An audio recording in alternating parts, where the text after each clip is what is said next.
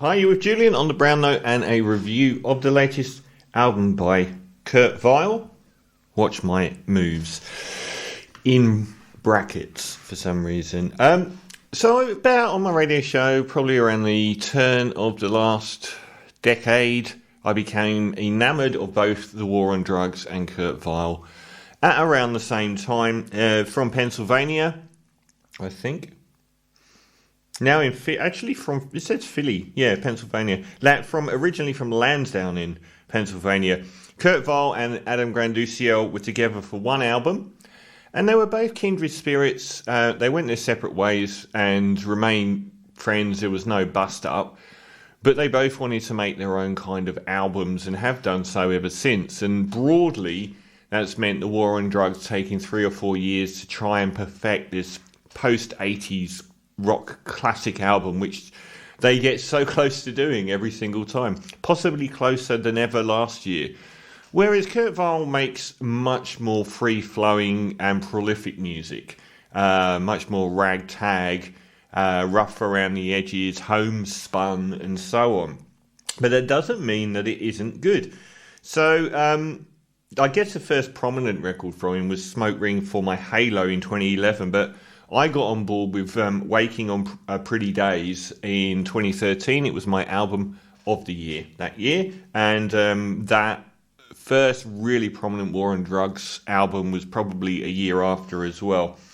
Since then, everything's been consistently good. Believe I'm Going Down, the collaborative album, a lot of Sea Lice with Courtney Barnett and Bottle It In. All really good. Variants on a meandering mind. And someone that's obsessed with a certain kind of guitar playing.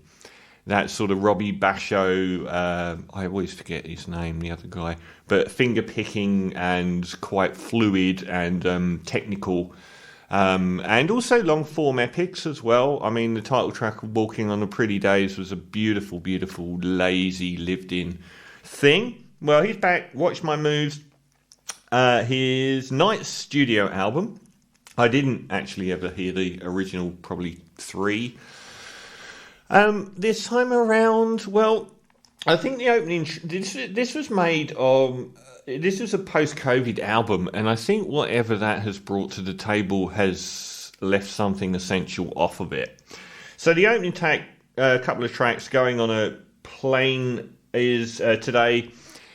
is embodiment of pretty much everything that's wrong with this album, which is, I mean, it's almost post Sun Kil Moon. You know how Sun Kil Moon built up this sort of Benji era, very sort of not didactic, but very sort of narrative. You know, I'm walking to the shops, I've got a sandwich in my hand, there's a person, 10-minute epics of him often saying really, really cool stuff. Sometimes it would be a little bit too narratively accurate and a little less poetic. Kurt really goes for it here. All of the lyrics are pretty narrative and not exactly poetic, but I think those first couple of tracks, Flying Like a Fast Train and Going on a Plane Today, their titles are indicative of a little bit bland. I think they're amongst the worst tracks on the album, actually. None are rich in detail, and there isn't another thing that is consistent across this album. Kurt Vile's got a very sort of hangdog singing style, but here we get the very spoken word. It's not like he makes an effort to sing a melody very often across a pretty long album. It's not that there isn't stuff here to love. I thought Palace of OKV in Reverse, I loved the backwards production on that, but it wasn't much of a song. And those kind of, like most of the times, they're sketches and demos. So the instrumentation is quite bland as well. Drums, bass, guitar, and fairly loose. It's not like there's much that's memorable. I like Exploding Stones was a rare standout. I think at this stage, everything gets over 5 minutes long. So it's sort of like trance-inducing by this point. But like Exploding Stones... that was a track that would have worked on Waking on Pretty Days. That was strong. Again, the lyrics are a little bit too literal. Mount Airy Hill was a little bit naff. Again, very, very, I'm walking to the shops, I'm looking at a shop, I'm walking home from the shops sort of thing. But don't think that I'm down on this album too much. There's a lot to like about it. I mean, if you're suffering from anxiety or want an easy listen or background music, it's quite beautiful. It's got a very mellow tone.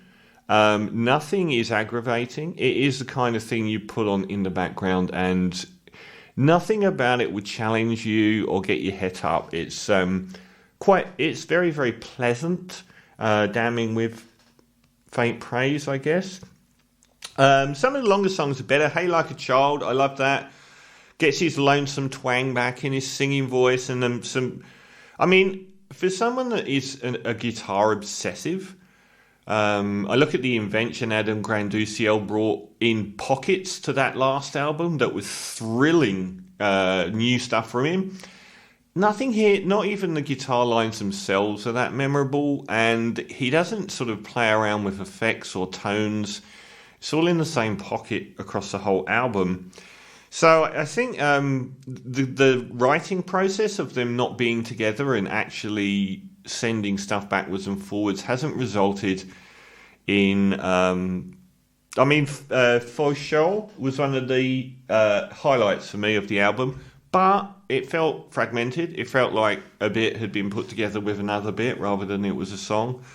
And I think it goes a long way to showing that I thought probably my favourite track was Wages of Sin, which is the only cover. It's a Bruce Springsteen cover, and a lovely intersection between the Bruce Springsteen obsessed War on Drugs and Kurt Weill meeting at this point of Wages of Sin.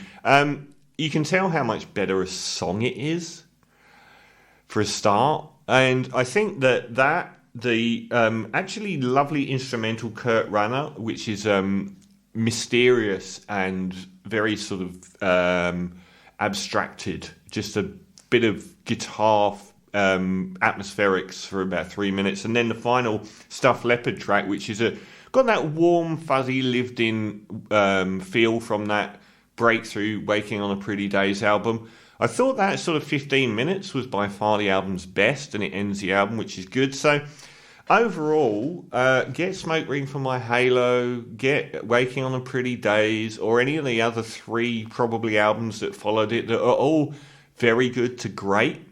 If you want to know why Kurt Weill is one of my favourite musicians and also one of the coolest guys in music, he is really funny live on stage.